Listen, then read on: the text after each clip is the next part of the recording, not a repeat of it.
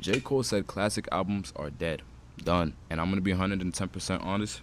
He's not lying. To put it into perspective, if I put you in a room with 100 other random people and I said you couldn't leave until you guys come up with a consensus on a classic album from last year, y'all are never leaving that room. Y'all not eating dinner that night. J. Cole gives two reasons for this. And honestly, the second reason is way stronger than the first, but we're gonna talk about both. But first is bias. Drake has classic albums. We can't sit here and deny that. If you really love music, Drake got classic albums. But we all have that one friend that will never listen to Drake. Can't stand him. And if you ask him, yo, you don't like Drake, why you don't like Drake, bro? Like, nothing was the same, none of that hits for you. They never give you reasons that have anything to do with music.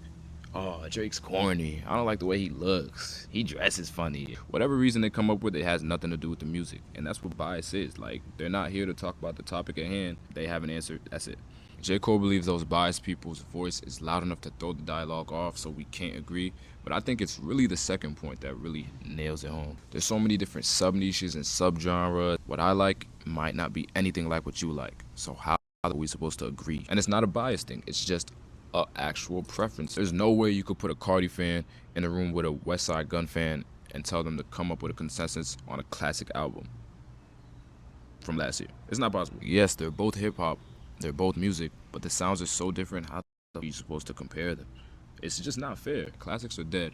But what we will have is people within these niche categories, subcategories, will come to consensuses on what sounded the best in that niche. Out of all the stuff that we like, which was the best, and we were happy with that. I don't know about all the other stuff. And in all honesty, if you take a step back and look at the grand scheme of culture in general, I think that's the direction we're gonna go to.